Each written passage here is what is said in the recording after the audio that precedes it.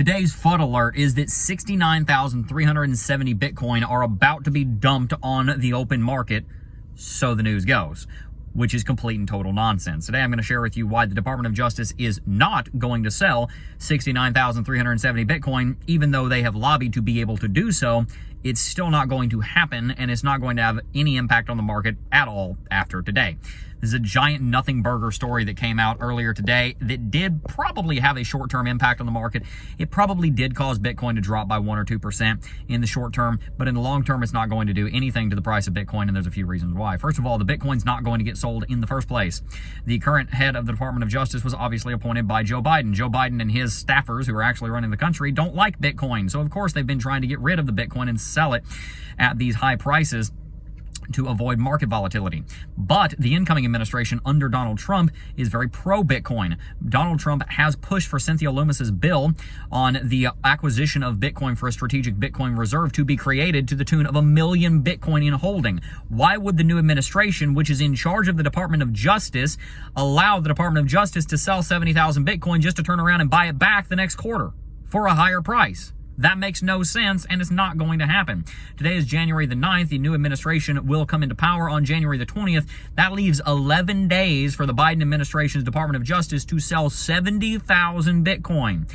That's $6.5 billion worth of coin. You're not going to find that many buyers that are able to acquire that much Bitcoin in 11 days. Nothing in government happens that quickly. Now that they have permission by the judge to sell the Bitcoin, because of the case concluding, there were some people saying that they had rights over it. They didn't. It was a big story. Now that they have permission to sell the Bitcoin, they've actually got to figure out how they're going to do it. And it's not going to happen in 11 days, because in 11 days, Pam Bondi, who is the pick from Donald Trump to be in charge of the Department of Justice, is going to be in power, and she's probably not going to allow them to sell the Bitcoin either, because she, being picked by Donald Trump, understands that Trump wants to build a strategic national reserve. Most likely, when the SBR, the Strategic Bitcoin Reserve for the United States of America, is created, this 70,000 Bitcoin will just be thrown right on the pile to increase the reserve that the United States holds. It's not going to get sold, is the long and short of it. Now, we don't really know what Pam Bondi's stance is on Bitcoin. She hasn't talked about it much, but her brother seems to be very open to it. Trump was considering picking him as the chairman of the Securities and Exchange Commission, and he seems to be very open to it. Maybe like brother, like sister, we'll see. I don't know what her opinion is on Bitcoin.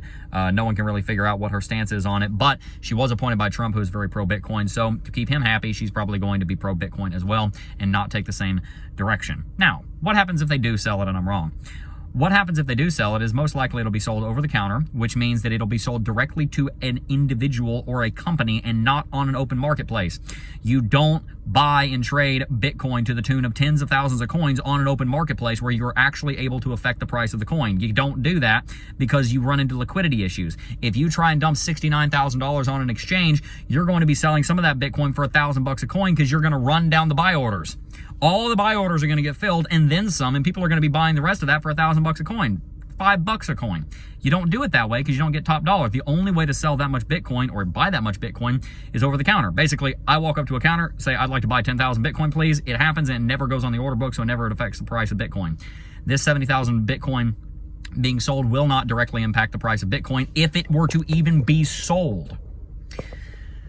The only way that this may impact the price of Bitcoin is it would allow for more liquidity to be in the ecosystem. But you've got to understand everything going on right now.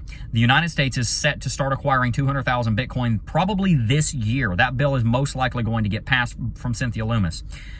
MicroStrategy has acquired 250,000 Bitcoin in the last 13 months and continuing to acquire massive amounts of Bitcoin. The amount of Bitcoin on exchanges has declined from 2.7 million Bitcoin to 2.1 million Bitcoin in just the last few months. That's 500,000 Bitcoin moved into cold storage. 70,000 Bitcoin, 6.5 billion sounds like a lot, but when you put it in its correct perspective, it makes no difference at all. And by the way, if it were to be sold, that just means the United States government holds 70,000 less Bitcoin, which, as much as I would like for the United States government to build a strategic Bitcoin reserve, I'm also all for them having as little Bitcoin as possible because we're trying to get away from the government's interference. Bitcoin being bought by the United States government is no doubt a bullish fact, but it's not exactly the decentralized fact that we want. So if they do sell 70,000 Bitcoin, which they're not going to, I say, hooray. That means that instead of the United States holding 70,000 Bitcoin, companies and individuals, part of the free market, will be holding the Bitcoin instead of the United States. That's my take. The Bitcoin's not going to get sold. Even if it did, it's a good thing, and it's not going to negatively impact the price of Bitcoin. This is a big FUD story that does not make any difference at all to your holdings. The only way it would is if they did actually sell it, a headline broke, and then for 20 minutes the market will crash, and then it'll completely forget all about it. The real story is the mass adoption and mass acquisition of nation states, companies, and individuals the world over for long-term hold, because they understand that the United States dollar and every other currency in the world is on a timeline towards destruction. So if you've not already begun investing in Bitcoin, I highly encourage you to consider doing so. We buy Bitcoin every single day, and we're very glad we do, and we're not stopping anytime soon. If you enjoyed today's video, hit that like button, subscribe to the channel, sign up for Blowfin. There's a $200,000 prize pool that you can get access to over there. So make sure to sign up with the link in the description box down below. There's another 13 days in this trading competition, and based on your trading volume, you will be able to get rewards from that prize pool. Make sure to sign up. $120,000 of the prize pool is already unlocked. Another $80,000 is going to be unlocked in the next couple of days. Peace.